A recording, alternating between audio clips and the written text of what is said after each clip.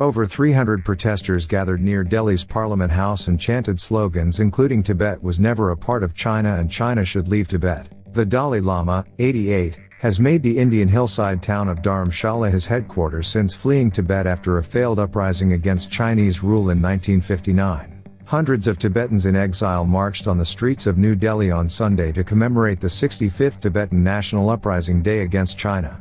Over 300 protesters gathered near India's Parliament House and chanted slogans including "Tibet was never a part of China and China should leave Tibet." The protesters carried Tibetan flags and photographs of their spiritual leader, the Dalai Lama.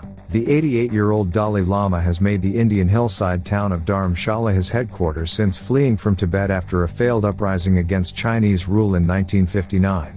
It was the start of increasingly harsh Chinese rule over the region.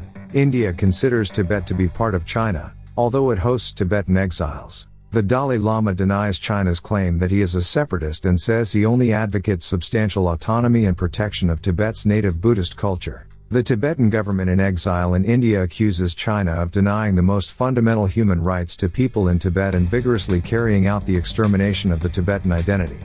The Tibetan Youth Congress, which organized the Delhi protest march on Sunday, said that in 1959, the Chinese Communist regime perpetrated an occupation of Tibet, resulting in Tibetans rising in revolt. Since then, the Chinese regime has resorted to brutal tactics resulting in the deaths of over 1 million Tibetans who peacefully protested against oppressive Chinese rule, it said in a statement. Tibet was incorporated by China in 1950.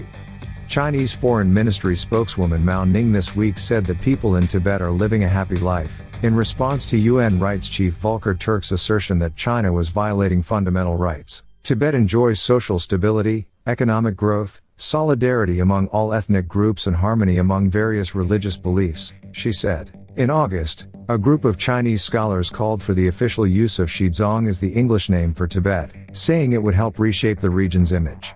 Additional reporting by Agence France Presse.